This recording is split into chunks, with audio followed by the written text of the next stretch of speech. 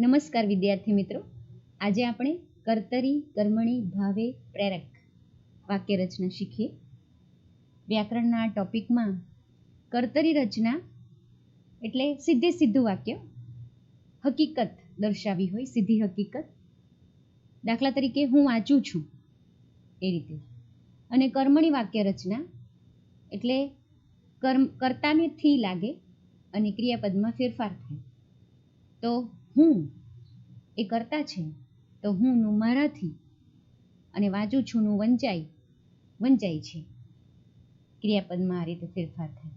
ભાવે વાક્ય રચનામાં પણ એવું હોય, એને પણ કર્તાને થી લાગે અને પહેલા થી દ્વારા કે વડે વાક્યમાં પહેલા શબ્દને થી દ્વારા કે વડે લાગે અને ક્રિયાપદમાં ફેરફાર થાય. કર્મણીમાં કર્મની પ્રધાનતા હોય, એટલે કે કર્મ મુખ્ય હોય, અને ભાવેમાં ભાવની પ્રધાનતા હોય, એટલે એમાં કર્મ ન પણ આપી હોય ભાવે વાક્યમાં. આમ જોવા જઈએ તો કર્મણી અને ભાવે બંને એક સરખા જ વાક્યો છે, પણ કર્મણી વાક્યમાં કર્મની પ્રધાનતા હોય, એટલે કે મુખ્ય હોય, અને ભાવે વાક્યમાં ભાવની પ્રધાનતા હોય. અને પ્રેરક વાક્ય એટલે કે કોઈક પ્રેરણા આપે, પ્રેરવું એટલે જ પ્રેરક, કોઈક પ્રેરે છે એ રીતે અર્થ થાય. કે કોઈ પણ કામ કરવા માટે કોઈ વ્યક્તિ આપણને બીજી વ્યક્તિને પ્રેરે, સૂચના આપે, વિનંતી કરે કે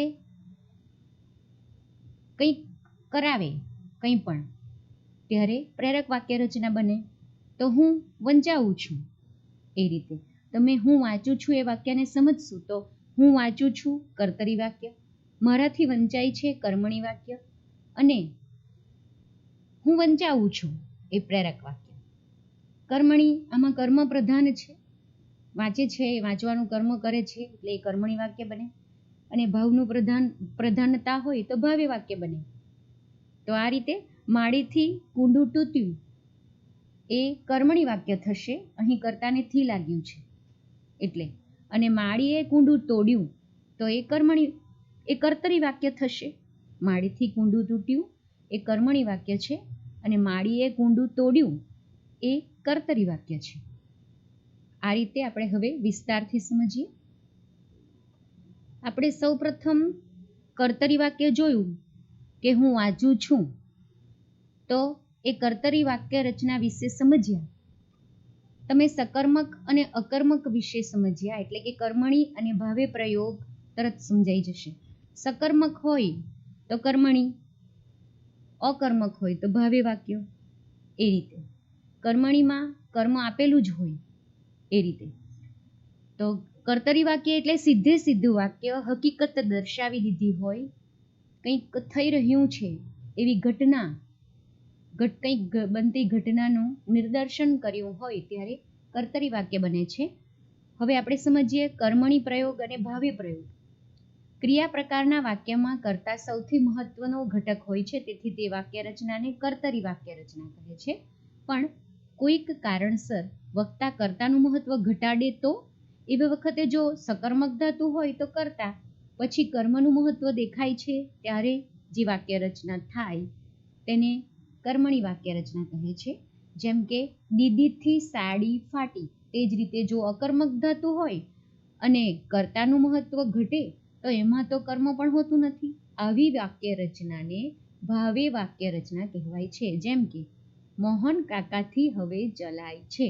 ચાલવું એ સાહજિક પ્રક્રિયા છે. મોહન કાકા ચાલે છે એ કર્તરી વાક્ય, અને મોહન કાકાથી ચલાય છે એ કર્મણી વાક્ય રચના બનશે. તો એ રીતે અહીં આપણે જોઈએ તો કર્તરી પ્રયોગ સકર્મક ધાતુ સાથે છે, અને કર્મણી પ્રયોગ આ પ્રત્યે. રમેશે ચાની આદત છોડી, કર્તરી વાક્ય. હવે કર્મણી વાક્યમાં જોઈએ તો રમેશથી ચાની આદત છૂટી. અહીં રમેશને થી લાગ્યું છે, કર્તાને થી લાગ્યું. અહીં ક્રિયાપદ છોડીનું છૂટી થયું. બીજું, પોલીસે ચોરને પકડ્યો તો પોલીસથી ચોર પકડાયો. ત્રીજું, બા માથું ઓળે છે, બાથી માથું ઓળાય છે. ચોથું, રોહને આબેહૂબ એવું જ ચિત્ર દોર્યું. રોહનથી આબેહૂબ એવું જ ચિત્ર દોરાયું. પાંચમું, મૂનનો દવા પીશે તો મૂનનાથી દવા પીવાશે. એ જ રીતે અહીં આપણે જોઈએ બીજા વાક્યો આપેલા છે. કર્તરી પ્રયોગ છે અને બીજો કર્મણી પ્રયોગ. આચાર્યએ વિદ્યાર્થીઓને પ્રવાસ અંગે જણાવ્યું તો આચાર્ય દ્વારા વિદ્યાર્થીઓને પ્રવાસ અંગે જણાવવામાં આવ્યું. અહીં આચાર્ય એ છે તેનું અહીં આચાર્ય દ્વારા થયું. થી માટે દ્વારા, કર્તાને થી માટે દ્વારા લાગે ત્યારે કર્મણી વાક્ય રચના બને. અને જણાવ્યું તો અહીં જણાવવામાં આવ્યું ક્રિયાપદમાં ફેરફાર થાય છે. અહીં કર્તાને દ્વારાથી કે માટે લાગે એટલે ક્રિયાપદમાં ચોક્કસ ફેરફાર થવાનો, નહીં તો વાક્ય વ્યવસ્થિત બેસી ન શકે. એટલે અહીં ક્રિયાપદ ફેરવવું જ પડે. બીજું વાક્ય, એક જમાનામાં કોઈ માંદું પડે તો ડાક્ટરને સજા કરતા. એક જમાનામાં કોઈ માંદું પડે તો ડાક્ટરને સજા કરવામાં આવતી. કોઈ માંદું પડે, અહીં એક ચોક્કસ કર્મ નથી આપ્યું, ચોક્કસ કરતા નથી, કોઈ માંદું પડે એમ કહ્યું છે, પણ ક્રિયાપદમાં ફેરફાર થયો છે. ત્રીજું, મુંબઈની ટ્રેનમાં ભજન મંડળી ધૂમ મચાવે છે. મુંબઈની ટ્રેનમાં ભજન મંડળી દ્વારા ધૂમ મચાવવામાં આવે છે. મહંતે ડંકર્કને સ્તંભ સાથે બાંધ્યો. મહંત દ્વારા ડંકર્કને સ્તંભ સાથે બાંધવામાં આવ્યો. અહીં તમે જોઈ શકો છો દ્વારા, દ્વારા, દ્વારા. બાપુના ગુજરી ગયા પછી બા મને ઉઘરાણીએ મોકલે. બાપુના ગુજરી ગયા પછી બા દ્વારા મને ઉઘરાણીએ મોકલવામાં આવતો. આ રીતે. હવે અહીં તમે જોઈ શકો છો કે કર્મણી પ્રયોગ દ્વારા શક્યાર્થ, ઈચ્છાર્થ, ક્ષમતા, ઔચિત્ય આદિ દર્શાવવા માટેનું કર્તાનું ગૌણત્વ અને કર્મનું પ્રધાનત્વ દર્શાવાયું છે. ભાવે પ્રયોગ જોઈએ. હવે નીચેના વાક્યો વાંચો. કર્તરી પ્રયોગ, અકર્મક ધાતુ, ભાવે પ્રયોગ. અકર્મક ધાતુ આપી છે એટલે એ ભાવે પ્રયોગમાં ફેરવાશે. એમાં કર્મ હોતું નથી. ભાવે પ્રયોગમાં ફેરવવું હોય ત્યારે કર્મ હોતું નથી કર્તરી વાક્યમાં, એટલે અકર્મક ધાતુ કહેવાય. ટ્રાફિકના કારણે અમે મોડા આવ્યા. ટ્રાફિકના કારણે અમારાથી મોડું અવાયું. બીજું, જતીન 5 ફૂટ લાંબો કૂદકો મારે. જતીનથી 5 ફૂટ લાંબો કૂદકો મરાય. ત્રીજું, તમે વડીલો સામે ઊંચા અવાજે ન બોલો. તમારાથી વડીલો સામે ઊંચા અવાજે ન બોલાય. ચોથું, સંકુલમાં જ છાત્રાલયની વ્યવસ્થા છે પણ રમેશ કુટુંબથી દૂર નહીં રહે. સંકુલમાં જ છાત્રાલયની વ્યવસ્થા છે પણ રમેશથી કુટુંબથી દૂર નહીં રહેવાય. દાદા ઠંડા પાણીએ નહાય છે. દાદાથી ઠંડા પાણીએ નવાય છે.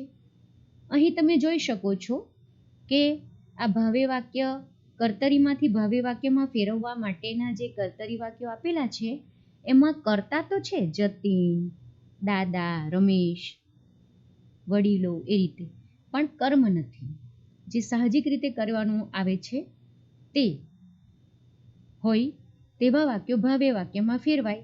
અને જે રીતે કર્મણીમાં થી દ્વારા માટે લાગે છે તેમ ભાવેમાં પણ થી દ્વારા માટે લાગે છે. અને જે રીતે કર્મણીમાં ક્રિયાપદમાં ફેરફાર થાય તેમ ભાવેમાં પણ ક્રિયાપદમાં ફેરફાર થાય. તમે અહીં જોઈ શકો છો કે અમે, તો એનું અહીં અમારાથી, અહીંથી લાગ્યું છે. અને આવ્યા તો અવાયું. પછી જતીન, જતીનથી.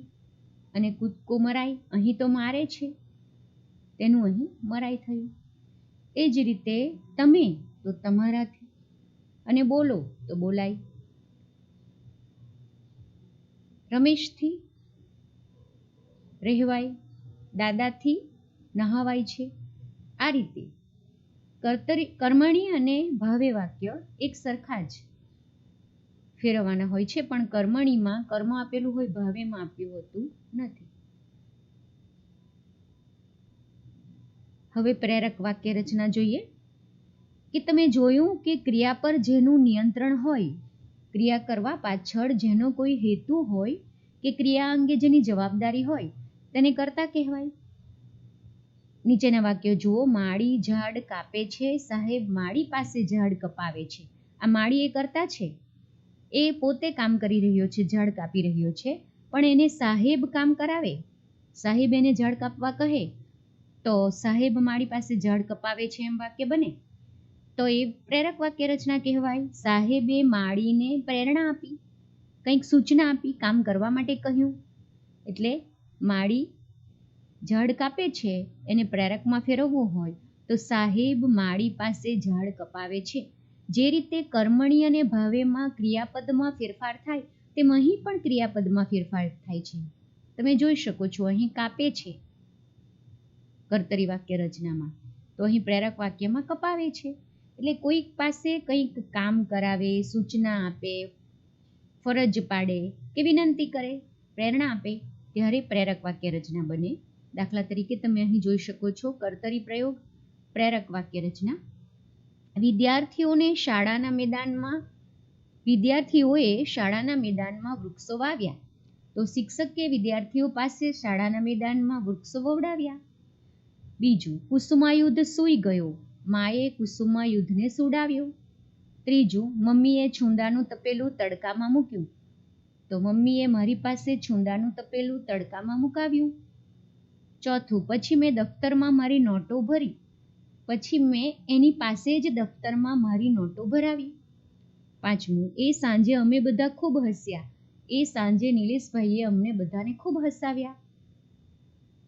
આમ હવે તમે કર્તરી, કર્મણી અને ભાવે પ્રયોગ અને પ્રેરક વાક્ય રચનાથી પરિચિત થઈ ગયા છો.